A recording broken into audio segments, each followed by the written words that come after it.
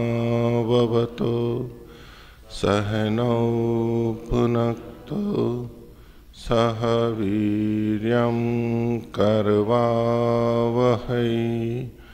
तेजस्विनावधीतमस्तु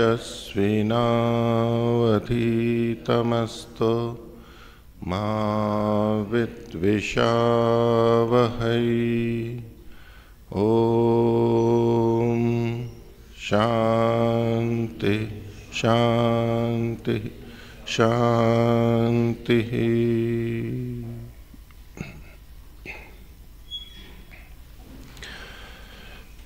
उपनिषद के क्रम की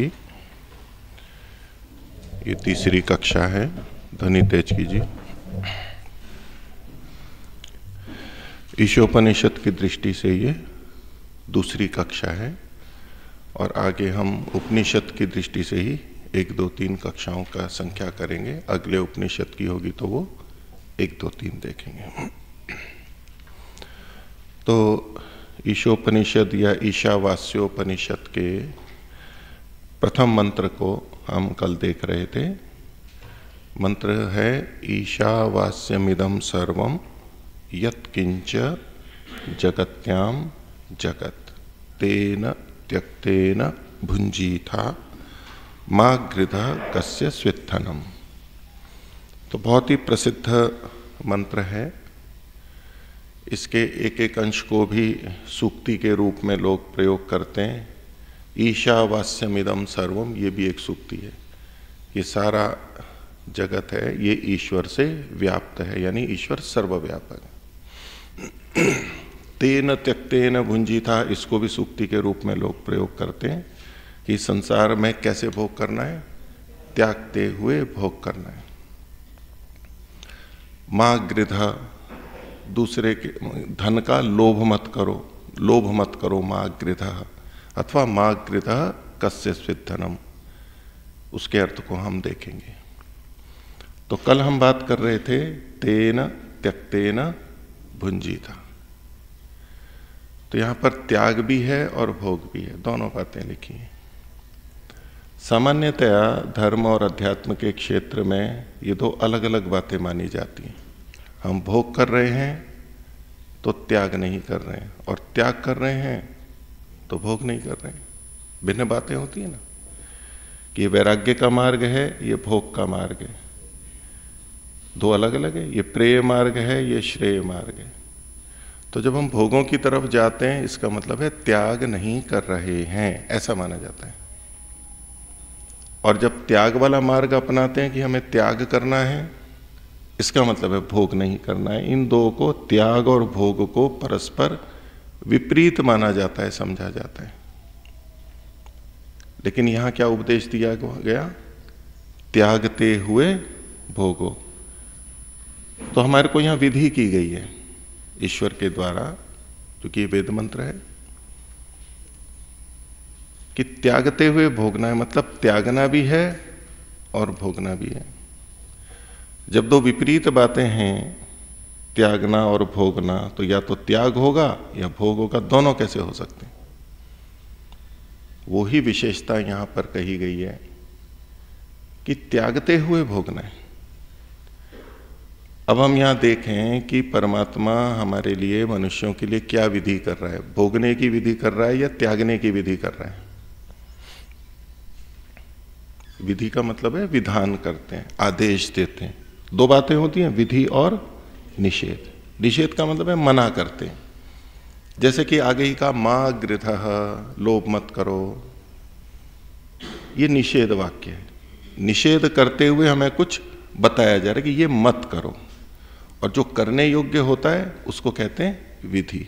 अतः कर्तव्य है, करने योग्य है, उसको कहेंगे ये विधि की जा रही है कि करो ऐसा, व्यायाम करो, यज्ञ करो, ध्यान करो, ये विधि हो गई करने के लिए, कर्तव्य। और जिसका निषेध करते हैं, मना करते हैं, वो अकर्तव्य है, यानी न करने योग्य है, उसका निषेध किया जाता है किसी का। ये हमारे प्राचीन शास्त्रों में सब में, और वेद मंत्रों में भी, वेद में भी ये सब होता है। इसलिए शास्त्र को या शब्द प्रमाण को हम कहते हैं विधि निषेध। मुख से बात कही जाती है, मुख का मतलब उस रीति से, या तो विधि की जा रही है ऐसा करो या मत करो, दोनों रीति से बात कही जाती है। परिश्रम करो, आलस्य मत करो, तो विधि भी हो गई और निषेध भी हो गया ऐसे।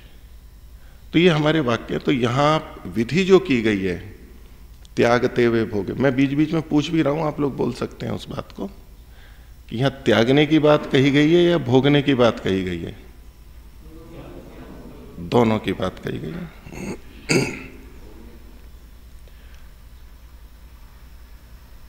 त्यागने की भी और भोगने की भी बात कही गई है। तो शिवनाथ जी ने कहा यहां तो भोगने की बात कही गई है, क्योंकि जो क्रियापद है वो क्या है? भुंजी था। त्यक्तेन ये क्रियापद नहीं है,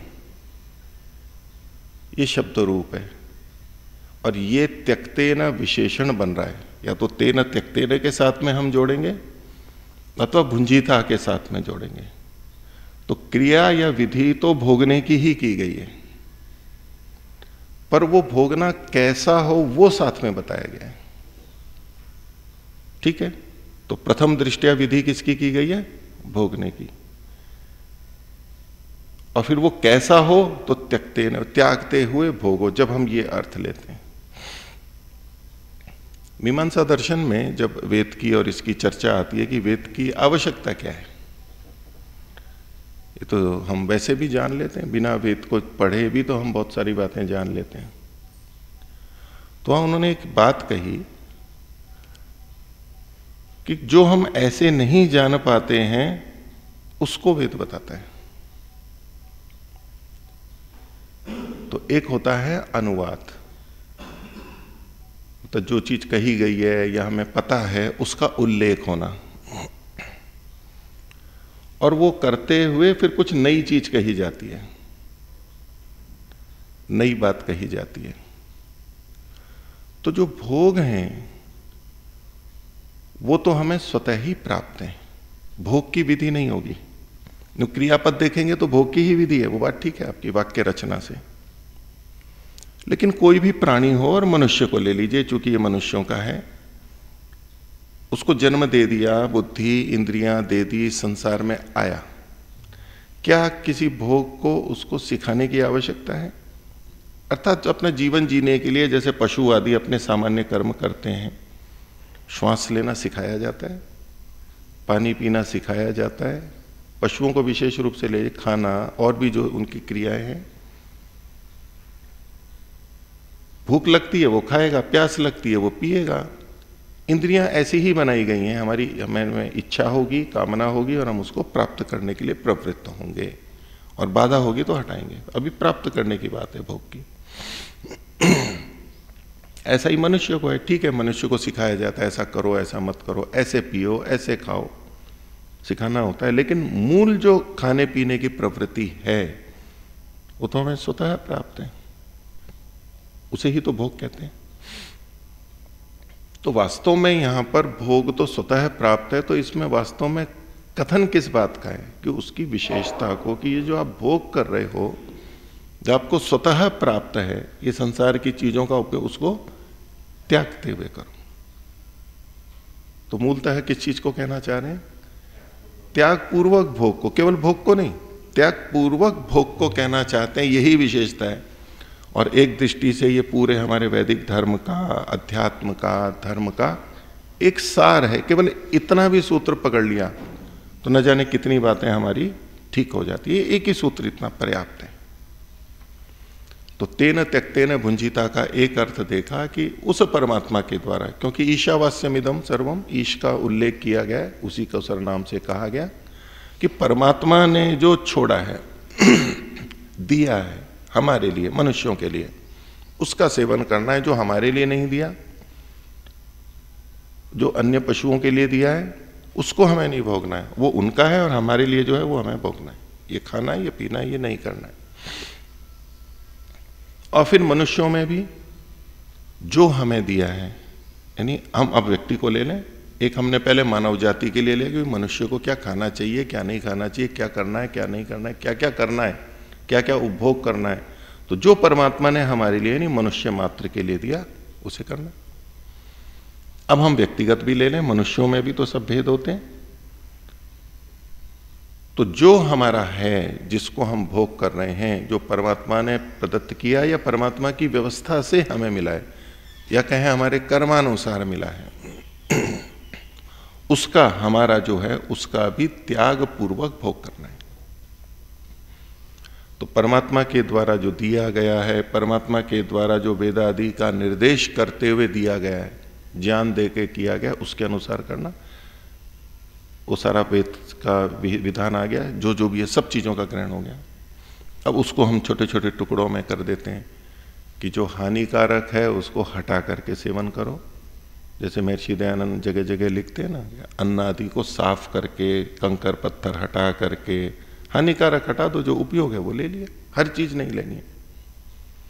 और फिर जो खाद्य पदार्थ भी हैं, तो मेरे लिए, मेरी प्रकृति के जो अनुकूल है, मैं बच्चा हूं, युवा हूं, वृद्ध हूं, रुग्ण हूं, अलग अलग स्थितियां होती हैं, सबकी प्रकृति अलग होती है, अपने उसके अनुकूल लेना, बाकी को छोड़ देना। ये भी त्याग कर दिया हमने, त्यागते हुए भोग कर रहे हैं। दूसरे हमें कितना भी दे रहे हैं, थाली में 10 रोटियां दे दी, इतना हलवा दे दिया, ये सब दे दिया, वो तो दे रहे हैं। अब हम नहीं ले सकते, तो वहां जितना हमारी सामर्थ्य है, आवश्यक है, उतना लिया और बाकी छोड़ दिया। जो प्रतिकूल है उसको छोड़ दिया, जो अतिरिक्त है वो छोड़ दिया, कि दूसरे ने दिया है तो हमें, अब तो हमारा हो गया और हमें खाना ही है, ऐसा नहीं। वहां भी त्यागते हुए। भोजन में भी जो एक सामान्य नियम कहा जाता है कि पूरा पेट भर के नहीं खाया जाता, उसको खाली छोड़ के खाया जाता है। कि 4 रोटी खा रहे हैं तो 1 रोटी की भूख रख के, तो 1 रोटी हमने छोड़ दी ना, हम ले सकते थे लेकिन हमने 1 छोड़ दी। ये त्यागते हुए भोग हो गया, हर चीज के अंदर लग जाएगा। फिर जो हमारा है, अभी तो हमने दूसरे ने दिया वो बात है, अब जो हमारा है, हमारे पास ही है, जो जिसके हम स्वामी हैं, उसका भी, उसमें भी ये जो पहले वाली बातें हैं वो लगेंगी। और जो हमारा है वो हम दूसरे को दे करके फिर सेवन करें। उसका कुछ भाग, एक अंश हम दूसरों के लिए दें, जिसको कि हम दान के रूप में देख लेते हैं कि चाहे 1% वाला भाग है, महर्षि ने 1% अपनी आय का 1% दूसरों को देना है, निकालना ही है। ये भी हम जब भोग करेंगे, ये त्यागपूर्वक भोग के अंतर्गत आएगा। कोई 5% भी करते हैं, कोई 10% भी है, अधिक सामर्थ्य हो तो अधिक भी कर सकते हैं। लेकिन जो हमारा है, हमारे पुरुषार्थ से है, उसमें से कुछ दे करके अपने को उपभोग करना है। कुछ न कुछ देना अवश्य है। ये भी जीवन जीने की एक रीति होगी। ये भी तेन त्यक्तेन भुंजिता के अंतर्गत आएगा। और है कि हम ऐसा भोगें कि इस प्रकृति में असंतुलन ना हो। भोगना है प्रकृति को, परमात्मा ने दिया भी है, लेकिन कैसे? उचित रीति से, कि इसमें असंतुलन ना हो। जैसे कुछ चीजों के लिए कहा जाता है कि आज हम अगर इस भूमि का और इसका इतना दोहन कर लें, इतना ग्रहण कर लें, ये अगली पीढ़ियों का हम सोच ही नहीं रहे हैं, कुछ पीढ़ियों बाद में समाप्ति ये सब चीजें। तो हम अपना ले रहे हैं, अगली पीढ़ी, आगे भी तो ये सृष्टि चलने वाली है पृथ्वी, तो उन प्राणियों के लिए भी होता रहे, इन सब का ध्यान रखते हुए जब हम करते हैं, ये भी त्यागते हुए भोगना है। एक होता है कि जितना उपलब्ध है सारे के सारे का हम उपयोग कर लें, तो न केवल व्यक्ति, पूरे मनुष्य जाति पर भी ये निर्भर करता है। पशुओं के जैसे जीवन है, वो कभी भी ऐसा जीवन नहीं जीते कि उनकी अगली पीढ़ियों को ना मिले। वो फिर भी बहुत रहता है, उपलब्ध रहता है, चलता रहेगा, कभी समाप्त नहीं होगा। प्रक्रिया ऐसी है, सृष्टि ऐसी है। तो ये बात हमारे लिए भी, मनुष्यों के लिए भी लागू हो जाती है। तो अनेक चीजें कि हमें त्यागते हुए भोग करना है, इसके विभिन्न अर्थ हम ले सकते हैं। वो सब भिन्न अर्थ परमात्मा के द्वारा त्यागा हुआ है, दिया हुआ है, जो हमारे लिए, और जिस रीति से उसने हमारे को भोगने को कहा है उसको, उसी में ये सब व्याख्याएं आ जाती हैं। हम लोक व्यवहार में भी जब एक दूसरे से कुछ चीज लेते हैं, देते हैं, तो कब हमें लेना चाहिए दूसरे की चीज को? दूसरे की वस्तु लेने का विधान है ही, देने का है तो लेने का भी विधान है, लेना भी तो होगा। जब देने का विधान है, देना है, तो कोई लेने वाला होगा तभी तो दिया जाएगा, तो लेना तो है ही। लेकिन कब लेना है? तो जब दूसरा उसका त्याग कर दे।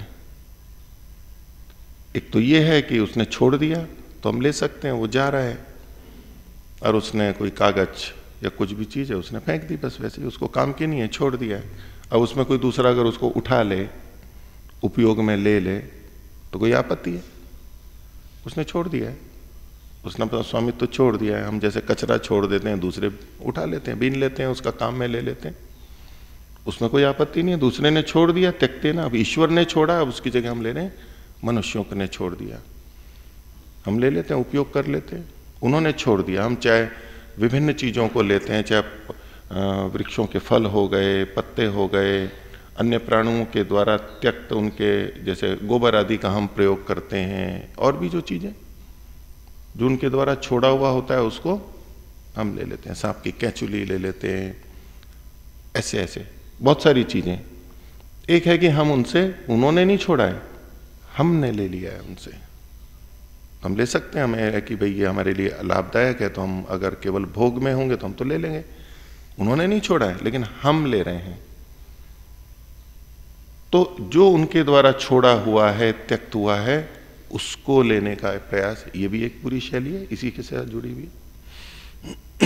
ऐसे ही मनुष्यों में भी जब कोई दूसरे को कोई चीज देता है तो अब हम ले सकते हैं, भले ही दूसरे की है वो, लेकिन दूसरा त्याग कर रहा है तो हम ले सकते हैं। अब और दूसरी चीजें भी देखनी है, मेरे को लेना है नहीं लेना है, ईश्वर का विधान है या नहीं है, देखेंगे। लेकिन दूसरा देगा तो हम ले लेंगे, उसमें दोष नहीं है। दूसरे के द्वारा जब त्याग किया हो तो हम उसको ले सकते हैं, वो हमारे को दे रहा है, हम ले सकते हैं। बिना नियमों के नहीं कह रहा हूं, जो नियम है उसमें। लेकिन अब देने लेने में भी अगर देखें कि कोई हम भोजन करने बैठे हैं, उन्होंने भोजन के लिए बुलाया, आइए भोजन कीजिए, भंडारा है, वो भोजन करा रहे हैं और वो भोजन लेकर के आ रहे हैं और वहां भोजन रखा हुआ है, अब बंटना है। उन्होंने भोजन के लिए बुलाया और हम वहां जो उनकी रखी हुई है वहीं से थाली उठाई और वहां जा करके लेने लग जाए तो कैसा लगता है? ले सकते हैं। उन्होंने तो कहा था आपके लिए भोजन है और हमने जाकर के ले लिया, तो उन्होंने कहा है, लेकिन अभी त्यागा नहीं है, अभी उनके पात्र में रखा हुआ है। और अगर कोई बांटने वाला है और बांटने वाला भी आते आते यूं दे रहा है, अभी उसने छोड़ा नहीं है, रखा नहीं है, और वो दे रहा है और हमने यूं खींच लिया, तो कैसा लगेगा? वो हमें देने आ रहा है, वो रोटियां हमारे लिए हैं, लेकिन अगर अभी उसने पूरा नहीं छोड़ा है, वो त्यागने की सीमा देखने की बात होती है, इस पर व्यवहार निर्भर करता है, और हमने थोड़ा सा वहां से ले लिया तो क्या होगा? लेने वाले को, हम बांट रहे हैं और किसी ने थोड़ा सा जल्दी से ले लिया, वो वहां खड़ा है, अभी यहां आकर के देने वाला है, वो वहां तक है, हमने आगे हाथ करके ले लिया, वो भी दे रहा है, वो हाथ आगे बढ़ा रहा है। एक सीमा आती है कि जहां तक उसने बढ़ाया और हमारे ले रहा है, वहां हम, वो भी दे रहा है और हम भी ले रहे हैं, गिर ना जाए तो दोनों ने पकड़ रखा है। लेकिन जहां वो सीमा है उससे पहले ही हाथ और हम आगे बढ़ा करके यूं ले लें तो कैसा लगेगा? हम बांट रहे होंगे तो हमें भी लगेगा कि नहीं ये गलत है, हमारे लिए ही है। इसी तरह कोई दान देने के लिए आ रहे हैं, मंच के बाद में हम बैठे हैं और लोग आते हैं, जैसे यज्ञ के बाद में ब्रह्मा जी को या उपदेशक को देने आते हैं, वो हमें ही देने आ रहे हैं, हाथ में पैसे ले रखे हैं और हमारे को देने जा रहे हैं, और वो वहां पर खड़ा हो, वो थोड़ा दे रहा है और हम यूं आगे होकर के रुपए ले लें। दूसरे के द्वारा त्याग होने पे लेना है हमें, जो मैं मुझे ये हमारे लिए दे रहा है, अब ले लो। जहां सीधा साधा व्यवहार चलता है कि भाई हमने एक बार पूछा, लीजिए, हम ले लेते हैं, वहां भी तो ठीक है। कुछ लोग व्यवहार ऐसे होते हैं जहां एक बार पूछते ही अगर कोई कह दिया आओ जी खाना खा लो, और वो खाना खाने बैठ गया, क्यों हंसी आ रही है? उसने कहा ना कि आओ खाना खा लो, एक बार उसने कहा तो क्यों हंसी क्यों है आपको? गलत कर दिया उसने कुछ? उसने कहा ना, पर फिर भी गलत होता है, क्योंकि वहां का शिष्टाचार ये वो हम बार बार वो कहे जी मैंने तो बस एक बार पूछा था, तो एक बार तो औपचारिकता में या जिसको शिष्टाचार कह देते उसी में पूछा जाता है। वास्तव में खिलाने की उसकी भावना उस समय नहीं है। ये हमें समझना होता है कि दूसरा त्याग के लिए बोल रहा है या केवल एक व्यवहार के लिए कि जो पूछा भी नहीं, बोले चलो पूछ तो लेता, खुद खाना खा रहा था, अब रोटा भोजन भी नहीं है, उतना ही है, बोले आ जाओ जी खा लो, आप ही खा लो, क्या केवल आगो भवती केवल आदि, चलो बोल दिया उसने, और हम भी बैठ गए चलो खा लेते हैं। और हमने देखा नहीं कि इसके पास इतना ही है, इसको भी काम पे जाना है और मैं इसी में से ले रहा हूँ। ठीक है, कहीं मित्रता होती है, संबंध होते हैं, वहाँ सीमाएं अलग अलग होती हैं, लेकिन कुछ व्यवहारों में एक सीमा होती है। तो जो त्याग है वो कहाँ त्याग है वो हमें अवश्य देखना चाहिए, आगे होके मांगने का नहीं है उसमें। तो लेकिन अगर वो एक बार कहने के बाद नहीं है, दोबारा भी कहे, तिबारा कहे, 3 बार कहे, तब अगर हम खाने बैठ जाएं तो तब तो दोष नहीं होगा ना।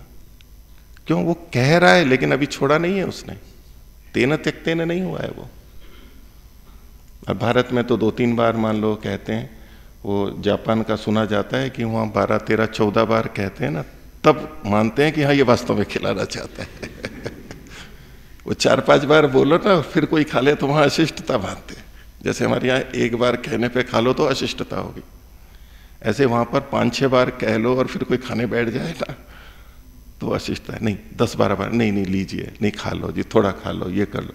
जब हाँ अब ये पूरा त्याग करने को उत्सुक है, अब हम ग्रहण करने के अधिकारी बन जाते हैं।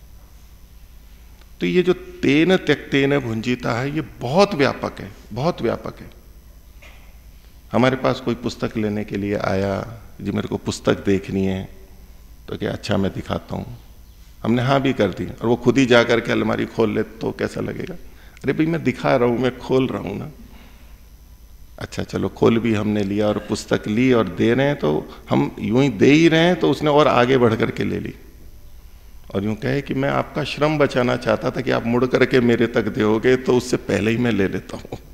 नहीं, उसमें लोभ दिखाई देगा, अधैर्य दिखाई देगा, ये लेने का रीति ही नहीं है। तो कब लेना है? त्याग होने पे लेना है। इसलिए तेन त्यक्तेन भुंजिता। भोग तो है ही, हम तो चाह ही रहे हैं ना, ये तो रहेगी, सब में कामना रहेगी, भोग तो करना ही है।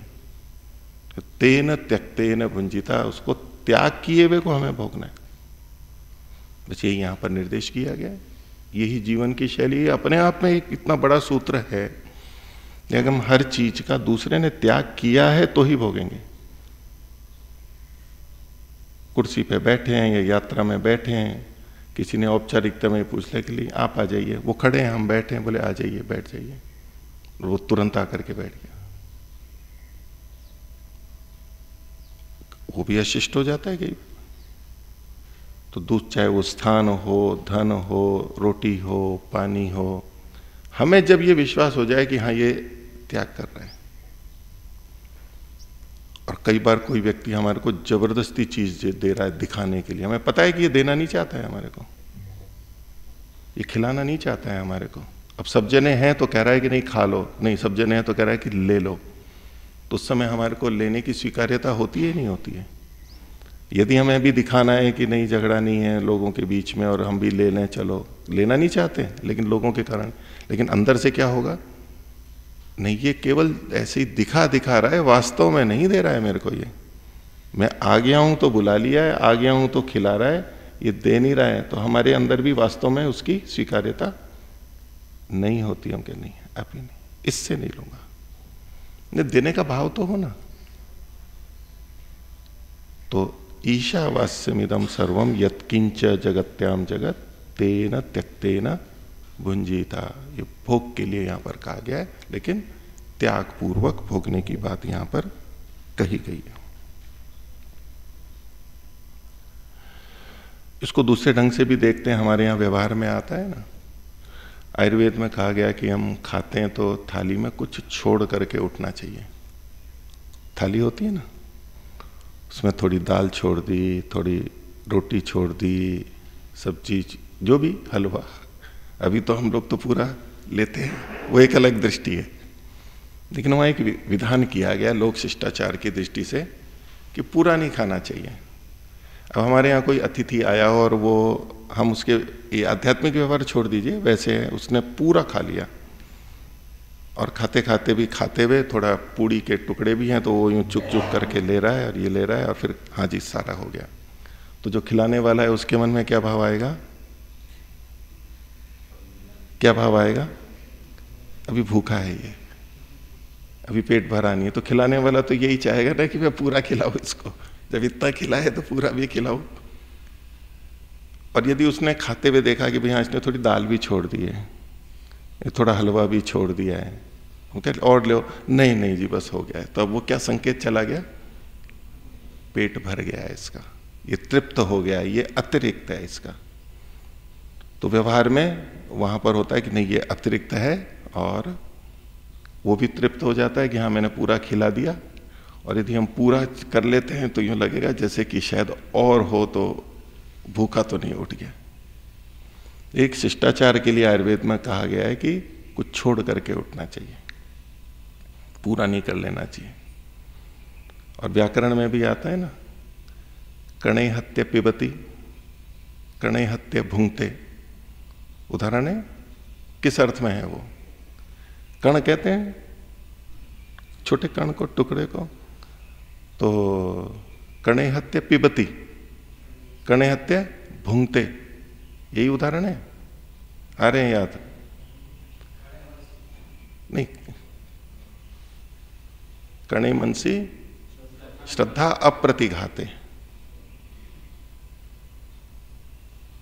तो जो कण को भी मार करके खाते हैं, मतलब छोड़ता ही नहीं है पूरा, वो निंदा में है कि ये क्या, कैसे ऐसा कुछ छोड़ता ही नहीं है, सारा चट कर गया, सारा चट कर गया। हमने तो दिया था थोड़ा और ये कैसे उसने जो था सारा चट कर गया।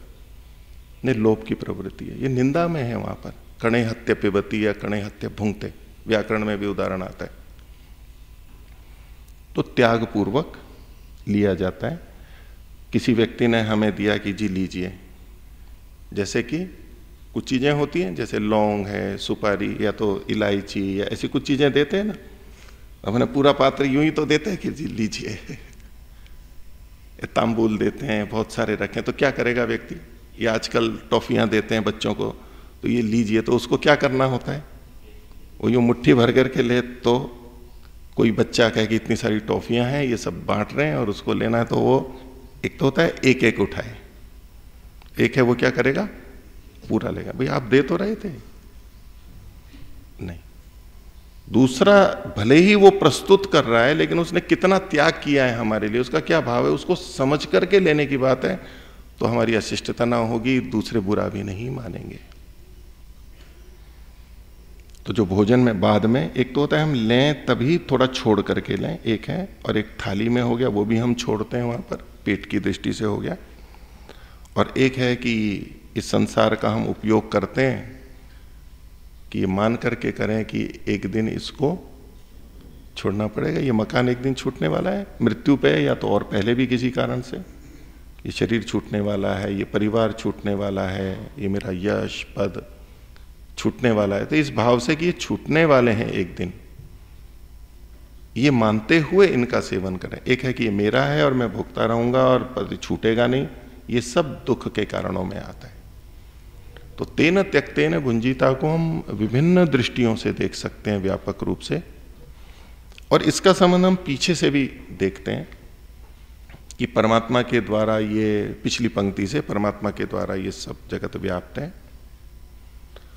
तेन, इस हेतु से, इसको हेतु में भी तृतीया विभक्ति आती है, उसके द्वारा, ये हम करण अर्थ में भी तेना ले लेते हैं, परमात्मा के द्वारा छोड़ा हुआ है उसे हमें लेना है, एक बात हुई। एक हेतु में भी तृतीया होती है, पंचमी भी होती है हेतु में, लेकिन तृतीया भी है। तो कुछ यहां पर कि इस कारण से, किस कारण से? क्योंकि परमात्मा सर्वत्र व्यापक है, उसने सबको आच्छादित कर रखा है, व्यापक कर रखा है, इस कारण से। अब इसकी अर्थापत्ति क्या आएगी या इसका अधिकरण सिद्धांत क्या है? भाई परमात्मा सर्वव्यापक है इसलिए त्यागते हुए भोगना है या ईश्वर के नियमानुसार भोगना है, तो इसमें क्यों ऐसा? भाई परमात्मा व्यापक है तो है, वो व्यापक है इसलिए उसके अनुसार हमें भोगना है, उसके निर्देश के अनुसार ही भोगना है, उपयोग लेना है, ऐसा क्यों? तो उसके साथ में दूसरी बातें आएंगी कि उसकी न्याय व्यवस्था है, उसके निर्देश हैं, यदि उसके अनुसार चलेंगे तो ठीक होगा, हमारा पुण्य बनेगा, और अगर हम त्यागते हुए नहीं भोग रहे हैं तो हमारा पाप बनेगा, हमारी हानि होगी, उसका दंड विधान आ जाएगा। अगर कोई नहीं देख रहा है तो हमारे मन में हो सकता है हम कुछ भी लें, हमें क्या फर्क पड़ता है, खाली हम जितना चाहें खाएं पिएं, हमारी हानि होगी वो एक अलग बिंदु है, लेकिन हमारी हानि के अतिरिक्त परमात्मा की भी तो न्याय व्यवस्था है। तो चूंकि वो सब जगह व्यापक है तो ये हेतु में भी कहा जाता है तेन त्यक्तेन भुंजीता। तो आगे कहा मां गृध कस्य स्विद्धनम। मां का मतलब होता है मत, निषेध के अंदर है, मत करो, ये निषेध कहा जा रहा है। गृधा, गर्धा मत करो, मोटे तौर पे कहते हैं लालच मत करो। मां गृध है, लालच मत करो।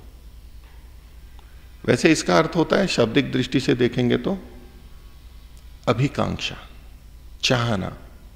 मां गृध है, कामना मत करो, इच्छा मत करो। लेकिन सामान्य रूप से इच्छा सब में होती है, उसका निषेध नहीं, लेकिन गृधा जो है, गर्धा, विशेष रूप से लालच कहें, लोभ कहें, वो मत करो। मां गृध, लोभ मत करो। इसको पिछले से भी जोड़ सकते हैं कि हम त्यागते हुए भोग रहे हैं, ये कब होगा? जब हम लोभ नहीं करेंगे। यदि हमारे अंदर लोभ है तो हम जितना कमाते हैं हम 1% का भी दान नहीं करेंगे, क्योंकि मैं ही भोगूं सारा, ये लोभ है उसके अंदर। और त्याग करना है तो लोभ तो छोड़ना पड़ेगा। इसी तरह से दूसरा हमें कितना दे रहा है, कितना खाना खिला रहा है, हम खाते जाएंगे। अगर लोभ है तो हम खाते जाएंगे, हम त्यक्ते ने भुंजिता नहीं कर पाएंगे। जो लोग खाते हैं, पंडित पुजारियों को खिलाते हैं, बहुत बहुत खिलाते हैं, विशेष भोजन खिलाते हैं, तो वो कहां तक खाते हैं? पूरे कंठ तक खेलते हैं। और इतना खाते हैं कि जी आज तो बहुत ज्यादा खा लिया, तो वहां से अपने घर तक चल के आना भी दूभर होता है। उनको खाट के ऊपर या पलंग पे बैठा करके लेके आते हैं, गाड़ियों में आएंगे, चल के नहीं आ सकते वहां। और पानी पीने की भी समस्या, पानी नहीं जाएगा, फिर दर्द हो रहा है जी बहुत, तो बोले चलो आपको पचाने के लिए गोली दे देते। पचाना पड़ेगा ना, और उससे पहले भांग का गोला खा के जाते हैं, जल्दी पच जाए, भूख भी ज्यादा लगे और संवेदना भी नहीं हो तो खूब खा लो, और फिर पच भी जाता है भांग से, घी भी सब। तो खाने के बाद बोले जी ये गोली ले लो। बोले गोली जैसी जगह होती तो एक लड्डू ही नहीं खा लेता।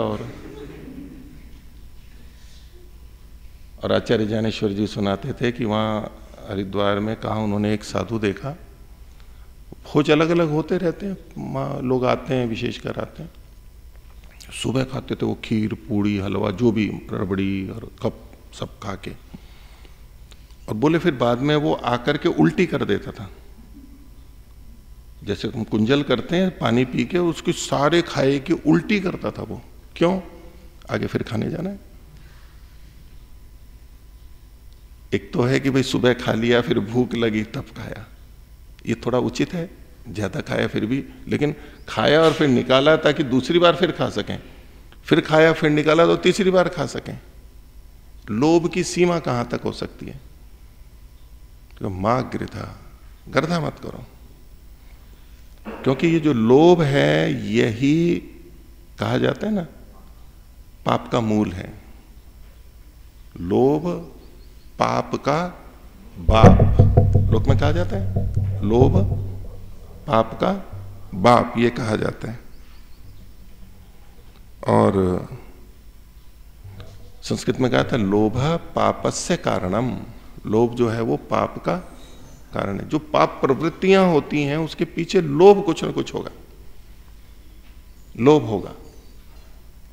और भर्तृहरि ने एक वाक्य जो लिखा, लोभश्चेत अगुणेन किम। अगर लोभ है तो अगुण मतलब है दुर्गुण, फिर किसी दूसरे दुर्गुण की आवश्यकता क्या है? दुर्गुण तो बहुत सारे होते हैं ना। यदि लोभ है तो बोले दूसरे दुर्गुण की आवश्यकता नहीं है कि और पतन हो और पतन हो। ये एक लोभ ही सारे दुर्गुणों को ले आएगा और जितना पतन करना है उतना पतन हो जाएगा व्यक्ति का। जैसे कहते हैं ना, पूत सपूत तो क्यों धन संचय, सपूत है तो धन करने की क्या आवश्यकता है। मतलब वही सपूत है, वही तार देगा हमें। तो ऐसे ही दुर्गुणों में तारने की तो बात नहीं, वो तो गिराने की बात है। तो बोले एक दुर्गुण हो जाए फिर और किसी दुर्गुण की आवश्यकता ही नहीं है, ये इतना बड़ा दुर्गुण है। तो भर्तृ ने कहा लोभश्चेत अगुणेन किम, कि दूसरा जो अगुण मतलब जो गुण नहीं है, दुर्गुण है, उसकी कोई आवश्यकता नहीं। यानी ये ही इतना बड़ा दुर्गुण है। इसलिए कहा मां गृधा, गर्धा मत करो। लेकिन अगर इसका हम सामान्य अर्थ देखते हैं तो गृधु अभिकांक्षायाम, अभिकांक्षा, कांक्षा मतलब चाहना, इच्छा, अभी मतलब अभी था। तो क्या हम कामना ना करें? अब वही बात है जो त्याग और भोग की है, ऐसे क्या हम कामना ना करें? क्या हम इच्छा ना करें? तो मां कृत कामना नहीं करनी है हमें। तो अध्यात्म का मार्ग, मुक्ति का मार्ग हो गया जहां कोई कामना नहीं हो, सब कामनाएं छोड़ दी। और जहां कामनाएं हैं वो तो संसार का मार्ग हो गया, प्रेय मार्ग हो गया। प्रिय चीजें, प्रिय वही होते हैं ना जिनको हम चाहते हैं, वही तो उसी से, जिसको चाहते हैं उसी से प्रियता होती है। तो चाहना और न चाहना ये दो बिल्कुल अलग अलग और विपरीत दिखाई देते हैं। और यूं चाहना से रहित कोई है ही नहीं, कम या अधिक चाहना तो रहेगी ही। उस सकाम निष्काम वाला भी जो प्रसंग है उससे भी हम देख सकते हैं इसको। तो आकांक्षा मत करो, अभिकांक्षा मत करो, ये जो वेद का निर्देश या इस उपनिषद का निर्देश है, निषेध है कि कामना मत करो, तो ये तो व्यवहार में संभव ही नहीं है। कामना तो होती है, तो इसको फिर मना क्यों किया जा रहा है? इसको किस अंश में मना किया जा रहा है? तो मां गृतः कस्य स्वित धनम, किसी के भी धन की इच्छा मत करो। अब इसको इसके साथ में जोड़ दीजिए। कामना तो करनी है, अपने धन की कामना करनी है। हम पुरुषार्थ करेंगे, पुरुषार्थ से धन अर्जित करेंगे। जब हम पुरुषार्थ से धन अर्जित कर रहे हैं तो हम दूसरे के धन की इच्छा कर रहे हैं क्या? हमने सेवा की, हमने धन लिया, तो वो हम दूसरे के धन की, धन तो दूसरे से ही आ रहा है क्योंकि वो वेतन दे रहा है, लेकिन ये दूसरे का धन नहीं ना। हमने परिश्रम किया, मेहनत की, अब हम जो धन ले रहे हैं हम दूसरे के धन की इच्छा नहीं कर रहे। हाँ, जब हम मेहनत किए बिना दूसरे का धन लेना चाह रहे हैं, ये दूसरे के धन की इच्छा हुई। तो इच्छा ना करें तो उसके साथ में विशेषण दे दिया। हम ये ना हो जाए कि कुछ भी इच्छा ना करें, ये मत संप्रदाय चल पड़े, कोई इच्छा नहीं करनी है। इच्छा की तो मुक्ति में बाधक है। लेकिन यहां क्या बात कही गई है? कस्य स्वित धनम, किसी के भी धन की इच्छा, मतलब दूसरे की। अपने धन के जो हमारा है उसकी हम क्यों नहीं इच्छा करेंगे? कर सकते हैं, वो बाधक नहीं है। दूसरे के धन की इच्छा नहीं करनी है, अन्याय पूर्वक दूसरे के धन की इच्छा नहीं करनी है। बिना पुरुषार्थ के दूसरे के धन ऐसे ही मिल जाए मेरे को, वो नहीं करनी है। ये निषेध है। और हम जिसके लिए युक्त हैं, मतलब समर्थ हैं, या तो हमारे को अधिकार है, उसमें हम दूसरे के धन की भी इच्छा करते हैं, यदि योग्य हैं तो उसका निषेध नहीं है। क्योंकि वो हम, उसके लिए विधान है वेद के द्वारा या ईश्वर के द्वारा कि भिक्षुक अन्न का ग्रहण दूसरों से कर सकता है। वो खुद नहीं कमा रहा है, खुद नहीं बना रहा है, लेकिन ले सकता है दूसरों से। अब ये उसमें नहीं आएगा कि मां गृधा कस्य स्वित धनम। क्योंकि कई बार साधुओं के मन में आ जाता है कि ठीक है मैं किसी से नहीं मांगूंगा। अब कई जने तो इसलिए नहीं मांगते हैं क्योंकि मांगने में लज्जा लगती है, अपमान जैसा लगता है, अपने को छोटा अनुभव करना पड़ता है, दबाव अनुभव करते हैं, इसलिए भी नहीं मांगते। यानी मेरे को मांगना नहीं है, बस मिल जाएगा, अपने आप देगा तो ले लूंगा। नहीं, अधिकार है भिक्षा मांगने का, वो मिले या ना मिले। भिक्ष भिक्षायाम लाभे अलाभे च। पाणिनि ने जो अर्थ किया, भिक्ष भिक्षायाम, भिक्षा है अर्थ है, लेकिन चाहे लाभ हो यानी प्राप्ति हो या ना हो, हम मांग रहे हैं उसमें भी वो भिक्षा मांगना ही कहलाता है। मिले तभी भिक्षा कहलाए ऐसा नहीं है, ना भी मिले हमने कामना की कि मुझे ये चाहिए, मुझे अन्न चाहिए, मुझे एक वस्त्र चाहिए, मुझे एक रोटी चाहिए, भिक्षुक जो मांगता है वहां उसका अधिकार है। वहां दूसरे के धन की इच्छा करे उसका निषेध नहीं होगा। यहां पर मां गृधः कस्य स्वित धनम, कस्य मतलब किसका, किसी का भी, स्वित किसी का भी। धनम का क्या मतलब है? तो सामान्यतः हम धन का अर्थ क्या लेते हैं? रुपए पैसे लेते हैं, और या दूसरे देश की मुद्रा ले ली हमने, ये तो प्रतीकात्मक है, हम सोना चांदी ले लेंगे। तो धनम का अर्थ वस्तु मात्रम, महर्षि दयानंद ने जो अर्थ किया वेद भाष्य में 40वें अध्याय में यजुर्वेद, धनम अर्थात वस्तु मात्रम, वस्तु मात्र के लिए कथन है। उसमें वस्त्र भी आ गए तो पशु पक्षी भी आ गए, गाय भैंस भी आ गई, जो भी हमारे लिए आवश्यक है। धन का मतलब वस्तु मात्र, दूसरे के किसी की नहीं, उसकी पुस्तक है, उसकी सेवा है, कुछ भी, सब चीजें इसके अंतर्गत आ गई। नहीं तो हम धन तो नहीं ले रहे हैं। कई बार ऐसा होता है हम धन तो नहीं लेते हैं लेकिन उसकी गाड़ी ले लेते हैं, उसका बंगला ले लेंगे, ये हमने धन तोड़ने लिया है। धन नहीं लेते हम, धन लें फिर गाड़ी खरीदें, बंगला खरीदें, नहीं, वस्तु दे दी तो दे दी, हम धन तोड़ने ले रहे हैं। नहीं, धन का मतलब वस्तु मात्र है। यहां पर क्यों वस्तु मात्र है? उसका यही अर्थ निकलता है। धन कहते किसको हैं? धन किसको कहते हैं? अगर हम शब्द रचना में जाएं, और इसके लिए जो हमारे यहां शास्त्रों में मिलता है, तो धन जो होता है धिनोति इति सतः, निरुक्त में भी कहा इस बात को, अर्थात जो बढ़ाने वाला है। धन का मतलब क्या हुआ? बढ़ाने वाला, जो हमें बढ़ाता है उसको धन बोलते हैं। धन शब्द जो बनता है, तो एक तो धन धान्य अर्थ में भी एक धातु है, धातु पाठ में धान्य, सभी चीजें आ गई। ये भी धन धान्य हम अलग अलग भी बोलते हैं, लेकिन धन शब्द धान्य अर्थ में भी, धान्य हम बोल देते हैं, जैसे गेहूं चावल, इन सबको हम धान्य बोल देते हैं। लेकिन धन शब्द धान्य अर्थ में भी है, वो पूरा एक ही अर्थ है उसका। तो इसके लिए कहा जाता है यद धिनोति। धन किसे कहते हैं? यत धिनोति। धिनोति को खोला गया वर्धयति, जो बढ़ाता है। यत धिनोति वर्धयति, इसलिए धिनोति इति सतः। तो बढ़ाने वाला कैसे हुआ? तो यहां पर धा धातु से होता है। धा धातु का मतलब क्या होता है? दुधाएं धातु है, तो धा मानिए उसको। धारण पोषणयो, जो हमें धारण करता है और जो हमें पुष्ट करता है। तो पुष्ट करता है तो बढ़ाता है ना भाई, इससे शरीर को पुष्टि मिलती है, इसका मतलब क्या होता है? बढ़ाता है ये शरीर को, पोषण करता है, विभिन्न धातुओं का पोषण करता है, शरीर बढ़ता है। जो पुष्ट करते हैं, जो हमें बढ़ाते हैं, वो धन कहलाएंगे सारे।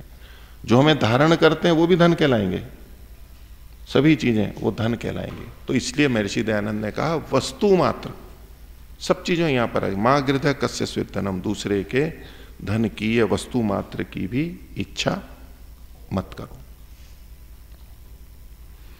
और जो तेन त्यक्तेन भुंजीता है, उसमें त्यक्तेन का महर्षि दयानंद ने जो अर्थ किया, तो तेन त्यक्तेन, संस्कृत वाला बोल रहा हूं, तेन त्यक्तेन मतलब वर्जितेन, वर्जित, उसके द्वारा वर्जित है, निषिद्ध जो है, या तो छोड़ दिया गया है। एक तो महर्षि ने लिखा वर्जितेन, और दूसरा लिखा तच्चित्त रहितेन। क्या लिखा? तच्चित्त रहितेन, चित्त से रहित होकर के। तो जो त्यक्तेन भुंजिता का एक अर्थ इस दृष्टि से लिया जाएगा कि संसार का उपभोग करें, लेकिन आसक्ति के बिना करें, उपयोग करें किंतु आसक्ति के बिना करें। ये भी त्यक्तेन भुंजिता का अर्थ है। हमें आसक्ति नहीं है उसमें कि ये मिले ही, छूट गया तो दुखी हो रहे हैं, उपयोग हो रहा है, ठीक है। आज यहां है तो आज वहां है, ये घर छूट गया तो कोई बात नहीं, दूसरा हो जाएगा, जैसा भी होगा। आसक्ति वाला होता है तो दुख होता है जब वो छूटता है, या हम छोड़ते हैं, जबरदस्ती छूट जाता है, हम मर जाते हैं, तो वहां आसक्ति होगी तो वो दुख होगा। तो त्यक्तेन भुंजिता का एक अर्थ हुआ आसक्ति से रहित। आसक्ति क्या होती है? लगाव होता है, हमारा मन वहां जुड़ जाता है, हमारा चित्त वहां पर चला जाता है। तो जो महर्षि दयानंद ने क्या कहा, तच्चित्त रहित है ना, चित्त से रहित होकर के भोग करना है। तेन त्यक्तेन भुंजिता का ये अर्थ किया। मन लगा करके, ऐसा मन लगा के नहीं, यूं तो हर कार्य रुचि से सब होना चाहिए, वहां तक की बात है, लेकिन ऐसा मन लग जाए कि बस अब यही चाहिए, इसके बिना काम ही नहीं चलेगा, और हम दुखी हो रहे हैं, और बार बार मन हमारा वहीं पर ही जा रहा है, बार बार वहीं पर ही मन जा रहा है, हम अपने नित्य कर्म भी नहीं कर पा रहे हैं, ये आसक्ति कहलाती है। ये चित्त वहां लग गया है, हमारा राग हो गया है, बहुत अधिक राग हो गया है। तो खाना पीना तो योगी भी करते हैं, वैरागी व्यक्ति भी करते हैं, वो चित्त के रहित होकर के करते हैं। ये तेन त्यक्तेन, उसको ऐसा नहीं पकड़ लेते। तो ईशावास्यमिदं सर्वम यत्किंच जगत्याम जगत तेन त्यक्तेन भुंजिता मां गृधा कस्य स्विद्धनम। ये जो मां गृधा कस्य स्विद्धनम है, इसमें मां गृधा का तो जो अर्थ अभी मैंने बोला, दो तीन कई तरह से, उस तरह ही लगभग देते हैं। कस्य स्विद धनम का जो हमने पहले देखा कि किसी के भी धन को भी लालसा लालच मत करो। कुछ जगह नहीं, यहां पर इसका अर्थ लेते हैं, मां गृह को अलग ले लेते हैं, लोभ मत करो।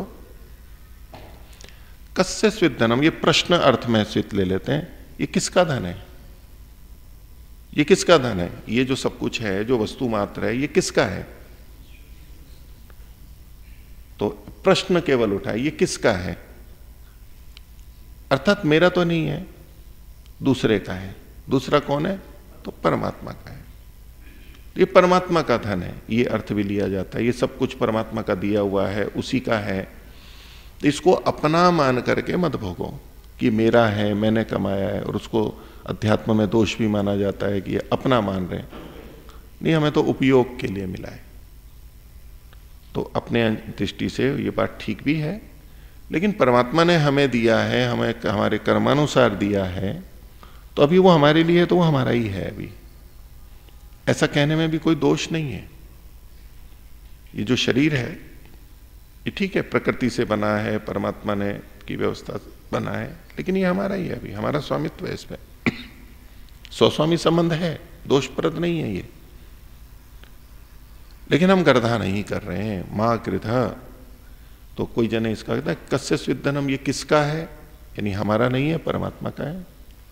अथवा ये सदा सोचो कि ये धन किसका दिया हुआ है, ये किसका है। ये से भी, इस विचारधारा को भी बहुत लोग इस प्रकार से अर्थ करते हैं। और सामान्य रूप से देखिए, पिछले मंत्र में जो कहा गया, भोग की बात कही गई, कर्म की बात नहीं कही गई, भोग की बात कही गई। अब अगला मंत्र आएगा, उसमें कर्म की बात कही गई है। हम लौकिक भाषा में कहें, वैसे तो उसको अच्छे या बुरे अर्थ में दोनों तरह देखा जाता है। तो पहले पेट पूजा, फिर काम दूजा, बोलते हैं ना। पेट पूजा करने वाले होते हैं, पेट की पूजा करता है, पेट का पुजारी है ये। क्या मतलब होता है? बहुत खाने वाला, लेने वाला। उसके पहले पेट पूजा, फिर काम दूजा। ये अच्छे अर्थ में भी ठीक है और बुरे अर्थ में भी है। तो परमात्मा ने यजुर्वेद में या यहाँ पहले उसमें क्या कहा? भोग की बात कही, भोग कैसे करो। और फिर कर्म की बात अगले मंत्र में आएगी, कुर्वन् नेवेह कर्माणि, उसको हम आगे देखेंगे। परमात्मा पहले कर्म कराए फिर भोग दे, तो ठीक है ना, ऐसा ही तो होता है। हम कर्म करते हैं, कर्मानुसार फल देता है परमात्मा। तो पहले भोग या पहले कर्म? एक बड़ा सैद्धांतिक प्रश्न है ये। पहले भोग या पहले कर्म? बिना कर्म के भोग नहीं होगा, क्योंकि परमात्मा कर्मानुसार देता है, क्योंकि परमात्मा न्यायकारी है। अगर बिना कर्म किए वो भोग देगा तो फिर कर्मानुसार नहीं हुआ तो फिर तो वो अन्यायकारी हो जाएगा। ये चिंतन है ना, एक सिद्धांत है। तो पहले कर्म या पहले भोग? तो पहले कर्म और फिर भोग। ईश्वर का ऐसा ही गुणकर्म स्वभाव है। अब दूसरा प्रश्न आएगा कि कर्म कैसे करेंगे?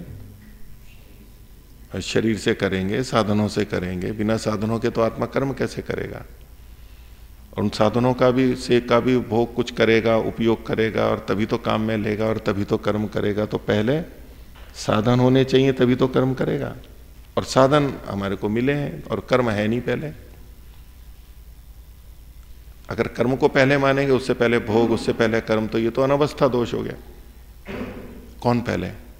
कर्म पहले या भोग के साधन पहले? बिना भोग के साधन के शरीर के तो कर्म ही नहीं होगा, और ये भोग के साधन शरीर आदि बिना कर्म के हो नहीं सकते।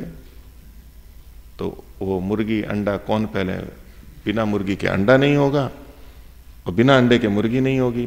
तो मुर्गी पहले या अंडा पहले? पर चल जाओ, इस मुर्गी का उसका अंडा, उसके पहले वो मुर्गी, ऐसे करते जाओ करते जाओ, तो ये तो अनवस्था हो जाएगा। कहीं तो प्रारंभ करेंगे। तो कर्म पहले या भोग पहले? यही तो बात है कि पहले कर्म और फिर भोग।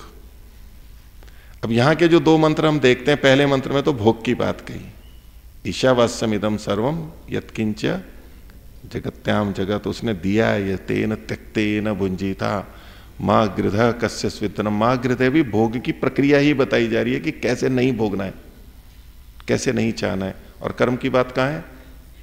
अगले मंत्र में, कुर्वन्ने वे कर्माणि, कर्म बाद में है। इसलिए मुक्ति के बाद में जब लौटते हैं फिर तो कर्म और भोग की श्रृंखला जब चलती है वो तो चलेगी, वहां तक नियम ठीक है। लेकिन जो प्रारंभ होगा वो तो भोग शरीर आदि देने पे ही होगा, बिना कर्म के। अब उसके बाद हम कर्म करेंगे, फिर कर्मानुसार देता है, वो व्यवस्था भी है, ईश्वर न्यायकारी है। ये जो मंत्र है इसमें हम देखेंगे, जब हम उपनिषदों से एक बड़ा सिद्धांत निकालते हैं, मैंने पहले दिन भी कहा था कि इसमें सिद्धांत और दर्शन भी बहुत हैं। तो जो मूल तत्व हैं जिसमें कोई अद्वैत मानता है, कोई द्वैत मानता है, कोई द्वैताद्वैत मानता है, कोई विशिष्टाद्वैत मानता है। महर्षि दयानंद ने त्रैतवाद माना, तीन चीजें, ईश्वर जीव प्रकृति। अद्वैत वाले केवल ब्रह्म ही मानते हैं, द्वैत वाले जीव और प्रकृति दो, चेतन और जड़ दो मानते हैं। कोई विशिष्टाद्वैत, ऐसे अलग अलग जो दर्शनों के या तो यूं परंपराएं हैं जो अलग अलग मानते हैं, बड़े बड़े वर्ग हैं इनके। अब इस प्रारंभ के मंत्र को ही हम देखें तो इससे हमें अद्वैत प्रतीत होता है या द्वैत प्रतीत होता है या त्रैत प्रतीत होता है। अद्वैत का मतलब हो गया केवल ब्रह्म ही है और कुछ नहीं है। द्वैत का मतलब हुआ एक चेतन तत्व, आत्म तत्व या परमात्मा ब्रह्म, और एक प्रकृति। और त्रैत का मतलब हो गया ईश्वर भी है, ब्रह्म भी है, जीव आत्मा भी है और प्रकृति भी है। तो जब ये कहा जा रहा है पहली पंक्ति में, ईशावास्यम इदम सर्वम यत्किंच जगत्याम जगत, इसमें कितने तत्व आ गए? कम से कम दो तो आएंगे, तीन में कोई कह सकता है नहीं जी आत्मा का कोई उल्लेख नहीं है। लेकिन ईशा, ईश परमात्मा तो एक तो है ही, और उसने जिसको व्याप्त कर रखा है, जिसमें वो फैला हुआ है, वो दूसरी कोई चीज होगी, दूसरी ही तो होगी ना। ये जो जगत्याम जगत है, चाहे कारण प्रकृति ले लो, कार्य प्रकृति ले लो, सब चीजें आ गई। चाहे तो आत्मा को भी ले सकते हैं हम, जैसे हमने अर्थ देखा किया, लेकिन अगर कोई छोड़ भी दे तो कम से कम दो चीजें तो आ ही गई हैं यहां पर, ईश्वर आ गया और ये जगत आ गया। अब तेन त्यक्तेन भुंजीता, ये भोग की बात किसके लिए कही जा रही है? और ये भोग की बात कह कौन रहा है? विधि कौन कर रहा है इसकी? तो विधि तो परमात्मा कर रहा है, वेद का मंत्र है। और अपने लिए तो विधि करेगा नहीं, वेद को उपदेश नहीं देगा, वो किसके लिए देगा? तो ईश था और जगत था, तो जगत के लिए दे रहा है परमात्मा। कर सकते हैं ना, परमात्मा इस जगत में व्याप्त है और जगत को कह रहा है कि तुम त्यागते हुए भोग करो। तो ये संभव नहीं है क्योंकि जगत जड़ है। तो किसी तीसरे को कह रहा है जो कि चेतन है, जो कि उपभोक्ता है, भोक्ता है। तेन त्यक्तेन भुंजीता, कोई भोग कर रहा है तभी तो कहेंगे कि त्यागते हुए भोगो। मां गृध है, कोई गृधा कर रहा है, लालच कर रहा है, तभी तो कहेंगे कि लालच मत करो।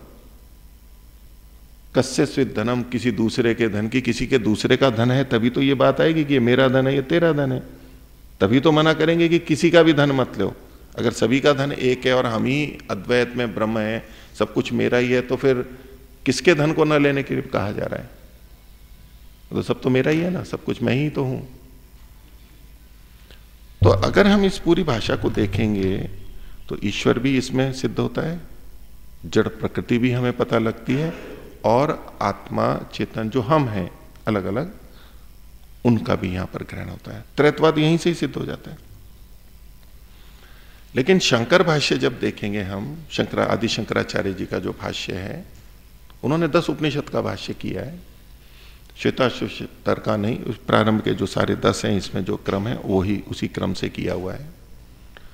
तो उन्होंने प्रारंभ में ही इसकी भूमिका में लिखा कि इस मंत्र का विनियोग कर्म में नहीं है, ये कर्म से संबंधित विनियोग नहीं है, क्योंकि यजुर्वेद कर्मकांड का विषय है, तो सारे कर्मकांड में विनियोग हैं, उनके भाष्य ऐसे हैं उस परंपरा वालों के। तो जब ईशोपनिषद आया या ये मंत्र आया तो उनको निषेध करना पड़ा कि ये इस मंत्र का विनियोग कर्म में नहीं है। क्यों नहीं है कर्म में? बोले ये तो अध्यात्म की बात है, ये तो उपनिषद है। यदि इसका कर्म में विनियोग मानेंगे तो वहां पर कर्तृत्व आ जाएगा, और भोग में मानेंगे जो कि तेन त्यक्तेन भुंजिता शब्द भी है, भुंजिता, तो बोले भोक्तृत्व भी आ जाएगा यहां पर। यह आत्मा का शुद्ध स्वरूप नहीं है। उपनिषद तो आत्म तत्व को शुद्ध रूप से समझाना चाहता है। हम वास्तव में क्या, अभी तो हम भूले बैठे हैं। हम जो नहीं है उसको हम स्वयं को मान के बैठे हैं। मैं करता हूं, मैं भोगता हूं, मैं सुखी हूं, मैं दुखी हूं, मैं कामी हूं, मैं क्रोधी हूं, मैं लोभी हूं, मैं मोही हूं। हम है नहीं ऐसे, हम तो शुद्ध स्वरूप हैं, उसको भूले हुए हैं। तो यहां तो आत्म तत्व की चर्चा है, शुद्ध आत्म तत्व तक पहुंचाना है, इसलिए इसका कर्म में विनियोग नहीं है। तो इसको कर्तृत्व भोक्तृत्व से दूर हट करके स्वयं को है, इसको सब कुछ छोड़ो और स्वयं को देखो, ये यहां पर उपदेश है। वो प्रारंभ ही इस रीति से करते हैं, इसका कर्म में विनियोग नहीं है, और एक अलग ही दिशा दे देते हैं। और इसमें केवल अद्वैत की, कि ये जो सब है, ईशावास्यम इदम का भी अर्थ कैसे करेंगे, कैसे किया उन्होंने, कि परमात्मा के द्वारा ये सब व्याप्त है, तो ये सब मैं ही हूं, मैं ही वहां पर हूं, ये उसके साथ में व्याख्या करते हैं। अर्थात इसी से वो अद्वैत को सिद्ध करते हैं कि ये ब्रह्म ही है, ये मैं ही हूं, मैं ही वहां पर हूं, बस इस तत्व को जान लो, मैं ही ये हूं, मैं ही ये वृक्ष हूं, मैं ही ये पत्थर हूं, ये सारा धरती सूर्य मैं ही हूं। उन्होंने ऐसे ही प्रारंभ किया। तो कहा इसका कर्म में विनियोग नहीं है। अब चलो इस मंत्र को तो कैसे भी टाल लें कि इसका मंत्र में विनियोग नहीं है। अगले मंत्र में क्या करते हैं, कुर्वन्नेवेह कर्माणि जिजी विशेष शतम समा, कर्म करते हुए 100 साल जीने की इच्छा करे, तो कर्म तो सीधा सीधा आ ही रहा है ना। तो वहां उन्होंने भूमिका लिखी, ये तो कर्म में विनियोग नहीं है। दूसरे कि मनुष्यत्व अभिमान वालों के लिए यह कथन किया जा रहा है। दूसरा मंत्र किनके लिए, जिनको मनुष्यत्व का अभिमान है। अभिमान शब्द वहां पर एक विशेष अर्थ में प्रयोग होता है कि वो अध्यारोप कर रहा है कि मैं, मेरे में मनुष्यत्व है या मैं मनुष्य हूं। वास्तव में नहीं हूं मैं मनुष्य, लेकिन मैंने अपने को मनुष्य समझ लिया है। अभिमान हम सामान्यतः उसी को कहते हैं ना, मिथ्या अपने को समझ लेना, स्वयं वैसा है नहीं, फिर ऐसा समझ रहा है मैं बहुत ज्ञानी हूं, मैं बहुत बलवान हूं, मैं ये हूं वो हूं, है नहीं, तो कहते हैं अभिमान कर रहा है। अर्थात नहीं है फिर भी मान लेना। तो बोले जो मनुष्यत्व के अभिमान में से युक्त हैं, जो मनुष्यत्व को अपना मान रहे हैं कि मैं मनुष्य हूं, उनके लिए यह कहा जा रहा है, जो द्वैत भाव में जी रहे हैं कि ये अलग मैं अलग, उनके लिए कहा जा रहा है कि कर्म करो। अर्थात उसको उन्होंने अध्यात्म से अलग करके, और जिनको मनुष्यत्व का अभिमान है उनके लिए कहा। जो मनुष्यत्व का आरोप कर रहे हैं अपने पे, अध्यारोप कर ले, क्योंकि पशुत्व को तो ले, पशुओं के लिए तो है ही नहीं, इसलिए उन्होंने मनुष्यत्व का कहा। अर्थात इन्हीं मंत्रों की एक अलग पृष्ठभूमि देते हुए, अलग शैली से अर्थ करते हुए वो अद्वैत से प्रारंभ करते हैं, अद्वैत पर रखें। और कर्म की व्याख्या जो अगले मंत्र में है उसकी विस्तार हम आगे करेंगे, समझेंगे। उसको भी किन के लिए कह दिया? जिनको मनुष्यत्व का अभिमान है, यानी हम अपने को मनुष्य मानते हैं, हमारे में अपना मनुष्यत्व है कि मनुष्यत्व जाति हो गई, मनुष्य मनुष्य मनुष्य मनुष्यत्व। तो इस भाव में जो रह रहे हैं, जिनको ये नहीं पता है कि मैं तो आत्मा हूं, मनुष्यत्व थोड़ा है मेरा, आत्म तत्व हूं मैं, तो मनुष्य थोड़ा हूं मैं। ये जो मनुष्य समझ रहे हैं अपने आप को, ये जो उस स्तर पर जी रहे हैं जिनमें मिथ्या ज्ञान है, उनको ये कर्म करने की बात कही गई है। इसका क्या अभिप्राय निकलेगा कि जिनमें मनुष्यत्व का अभिमान नहीं है, जो आत्म तत्व में स्थित हैं, जो आत्मा के स्वरूप को ठीक से जानते हैं, उनके लिए कर्म का विधान नहीं है। जो अगले मंत्र में कर्म का विधान है, तो उनके लिए क्या विधान है? कर्म से विरत होने का, कुछ ना करने का। अब ये इसी मंत्रों से, इन्हीं वाक्यों से वो भी सिद्धांत निकल रहे हैं। कैसे अर्थ किए जाते हैं? एक दृष्टि होती है। तो महर्षि दयानंद ने यहां जो अर्थ किया और अपने वैदिक परंपरा में जो किया जाता है, ये ईशावास्यमिदं, ये तीनों को सिद्ध करता है। यही एक मंत्र तीनों को सिद्ध कर देता है। उस प्रक्रिया में हमें नहीं जाना है, वो वहां उलझ जाते हैं। और फिर वो ये भी कहने लगते हैं कि जहां द्वैत की बात कही गई वो ये निचले स्तर की बात है, या त्रैत की बात कही जा रही है वो निचले स्तर की बात है। जब ऊपर जाएंगे पूरे तत्व तक, वहां तो अद्वैत एक ही बचेगा। अद्वैत ही सबसे बड़ा सिद्धांत है, अंतिम तत्व अद्वैत ही है, उसको कहते हैं। हाँ ठीक है, महर्षि दयानंद ने त्रैत की बात की, वो तो मनुष्याभिमान में थे और मनुष्यत्व अभिमान के रहने वाले वो लोग ऐसी बात करते हैं, कर लेते हैं, ठीक है, तो सभी कहते हैं ना, संसार में तो सभी कहते हैं तेरा मेरा, तू अलग मैं अलग, ये तो कहते ही हैं। ये तो उस स्तर के कहा जा रहा है, उस स्तर के लिए जीवन है। नहीं, महर्षि दयानंद ने जो त्रैतवाद का उल्लेख किया तो वो अंतिम रूप से ही कहा है, वो केवल ऐसे व्यवहार या अभिमान की बात नहीं है। तो महर्षि दयानंद ने इसका किया धन जो है, ये धन शब्द जो है ना, धा धातु से ही दुधाएं धारण पोषण योग से है। तो जिसको हम धन कहते हैं, हम धन को निंदित कहें नहीं, ये धारण करने वाला है। जैसे धर्म के लिए भी हम कहते हैं धर्म धारण करने वाला है, ये धन भी धारण करने वाला है, ये पोषण करने वाला है, इसीलिए ये वृद्धि करने वाला है। तो वृद्धि होती है धन से, हमारी होती है। सत्यार्थ प्रकाश में महर्षि ने एक जगह लिखा है कि घी खाने से आत्मा का बल बढ़ता है, या आत्मा की वृद्धि होती है। तो बोले घी खाने से शरीर बढ़ता है या आत्मा बढ़ती है? शरीर खाने से, घी खाने से शरीर बढ़ता है या आत्मा बढ़ती है? शरीर बढ़ता है। महर्षि दयानंद को बोध ही नहीं था, वो आत्मा की वृद्धि भी समझ रहे हैं इससे। घटता बढ़ता तो शरीर है, आत्म तत्व तो जैसा है वैसा है, वो बढ़ता थोड़ा है। लेकिन देखो, वर्धन जो होता है ये हमारी शक्ति का बढ़ना है। घी खाने से आत्मा की शक्ति बढ़ती है। न शक्ति का मतलब क्या होता है? सामर्थ्य बढ़ती है। अर्थात हम भोजन करते हैं, भोजन नहीं किया हमने कई दिन तक, तो हमारे शरीर में शक्ति कम होगी, यानी सामर्थ्य कम होगी। तो साधनों की वृद्धि से भी आत्मा की वृद्धि होती है, उसकी शक्ति सामर्थ्य बढ़ती है ना। ऐसा नहीं कि मूल तत्व की वृद्धि होती है, लेकिन हम जो व्यवहार करते हैं, हमारे पास में हम केवल हाथ से कुआं खोदने लगे तो नहीं खुदेगा, या बहुत समय लगेगा, खोद ही नहीं पाएंगे, असंभव भी कह सकते हैं। खुरपी हो तो फिर भी थोड़ी सी संभावना, और गैती हो, फावड़ा हो या और यंत्र हो तो उसी तरह बहुत जल्दी जल्दी। तो ये हमारी शक्ति सामर्थ्य बढ़ गई ना साधनों से। तो ये जो धन है ये वर्धन करने वाला है, धारण करने वाला है और पोषण करने वाला है और आवश्यक है। और इससे आत्मा या हमारे सामर्थ्य की वृद्धि होती है, हमारी शक्ति बढ़ती है, मतलब हमारी सामर्थ्य बढ़ती है। ये परमात्मा ने दिया है, इसका हम उचित उपयोग कर सकते हैं। आज का विषय मैं इतना ही रखता हूं। आप में से पिछली कक्षाओं में से किसी को कुछ प्रश्न हो तो पूछिए, माइक लेके पूछ लीजिए। हाँ, कल भी पूछ सकते हैं, थोड़ा बहुत हो तो कर लीजिए। नमस्ते मुनि जी, ये हमको किन मतलब ग्रंथों में कहीं उपलब्ध होता है आधार के रूप में कि कौन सा उपनिषद किन का मूल आधार कहाँ, कौन सा ग्रंथ है प्राचीन, वो यहाँ पर भी पता चलता है या अन्य ग्रंथों से? सबका पता नहीं, यहाँ नहीं पता लगेगा, ये तो अलग से दिए हुए हैं। लेकिन जो अन्य शास्त्रों को जिन्होंने देखा है, पढ़ा है, तो ये वहाँ के वहाँ मिलते हैं, तो वो बताया जाता है। जैसे कि मैंने बृहदारण्यक का बताया था कल, तो शतपथ ब्राह्मण का, छांदोग्य का बताया था, छांदोग्य का। ऐसे जैसे मान लो तैत्तिरीय उपनिषद है, तो वो तैत्तिरीय आरण्यक है, यजुर्वेद का एक आरण्यक ग्रंथों के भाग है। मैं आपको सबका साथ साथ बताऊंगा, सब ग्रंथों का, कि ये उपनिषद मूलतः किस ग्रंथ से है।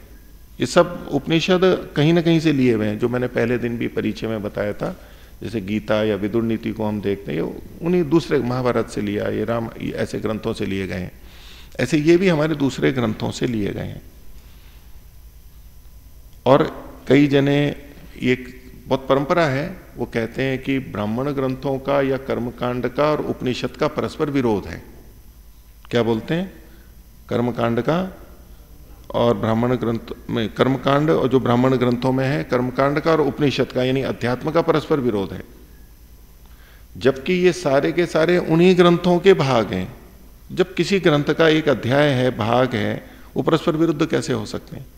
वो इनको अलग अलग ग्रंथ मान करके चल रहे होने, समझ नहीं होती है, उसका विरोध मान लेते हैं। जैसे शंकराचार्य जी ने भी, जो मैं कह रहा था, कि इस ईशोपनिषद का प्रारंभ करते हुए ईशावास्यम इदम में कहा कि इसका कर्म में विनियोग नहीं है, क्योंकि यह अध्यात्म में है, चला गया। यह अध्यात्म भी कर्म से विपरीत नहीं है, उसी से जुड़ा हुआ है। तो ये उन्हीं ग्रंथों से है, और जिस जिस ग्रंथ का होगा वो मैं आपको, जब जब वो जो उपनिषद होगी वो मैं आपको बताऊंगा। और कोई प्रश्न किसी को? उपनिषदों के नाम याद हो गए हैं? कर लीजिए क्रमशः, जिनको नहीं हुए क्रमशः कर लीजिए 11 के। भूमिका पढ़ लीजिए सबने, नहीं पढ़ी हो तो पढ़ लीजिए उसको अच्छे से, और सूची को भी पढ़ लीजिए। तो आज का पाठ इतना ही रखते हैं। प्रणव ध्वनि।